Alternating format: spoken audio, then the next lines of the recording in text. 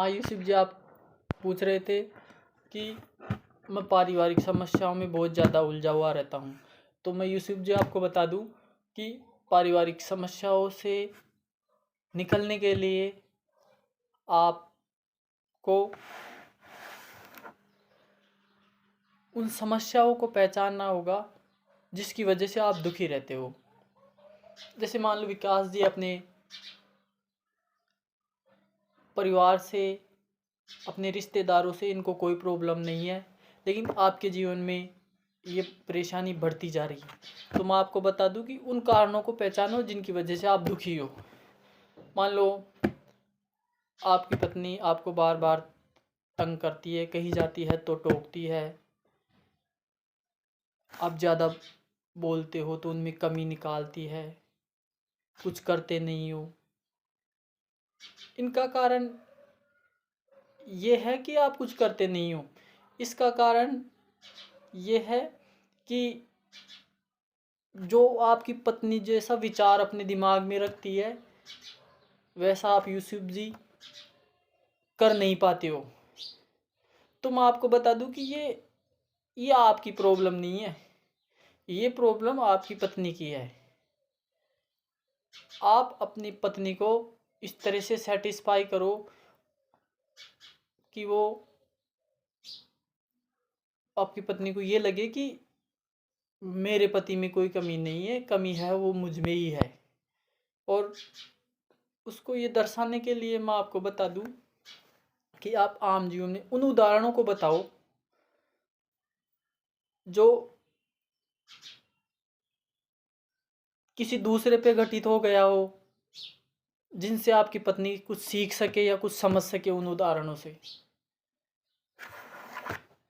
जैसे मान लो आपकी पत्नी चाहती है कि आप बहुत ज़्यादा बोलते हो,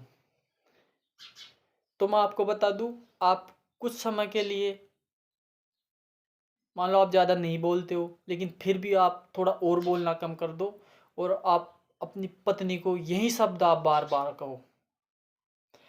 जैसे आप अपनी पत्नी को कहोगे कि आप बहुत ज़्यादा बोलने लग गए, तो अब आपकी पत्नी उन बातों को नोटिस करेगी कि मैं तो बोल ही नहीं रही, लेकिन फिर भी आप कहो कि आप बहुत ज़्यादा बोलने लग गए, आप अपनी हदें पार कर रहे हो।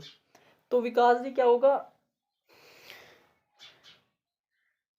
यूसुफ जो की पत्नी को फिर एहसास होगा कि ये शब्द भी मैं मेरी पत्नी पर अनायास ही उपयोग करती थी। तो ऐसी छोटी छोटी समस्याएं को लेकर आप, जैसे कोई आदमी आप पर कोई ब्लेम लगाए, आप वो करते ही नहीं हो, तो आप भी उस व्यक्ति के उसी तरीके से उसको उन्हीं उन्हीं के जाल में आप उन्हीं को फंसा दो। हाँ, ये आपको सीखना होगा। ये सीखने के लिए आपको हमेशा प्रैक्टिकल में और आम जीवन में बुद्धि के प्रति थोड़ा आपको सतर्क रहना होगा, बुद्धिमान लोगों के आपको संपर्क में रहना होगा, या उन उदाहरणों को आप, या उन कहावतों को, या वो लोकोक्तियाँ आप अपने जीवन में, या उन पहलुओं को अपने जीवन में उतार के रखो जिनसे हम किसी सामने वालों को समझा सको। बुद्धि और विवेक एक ऐसी चीज़ है जिसका उपयोग करके आप तीव्र गति से आप आक्रमण कर रहे आपके दुश्मन को भी आप हरा सकते हो या आप उसको रोक सकते हो। क्यों? विवेक में वो ताकत है जो वैचारिक मतभेदों को हरा सकती है। तो यूसुफ जी, मैं नेक्स्ट टाइम आपको दूंगा। इसके लिए मैं आपको, आज थोड़ा मैं जल्दी में हूँ, थोड़ा मुझे क्षमा प्रार्थी। राम राम यूसुफ जी, राम राम विकास जी।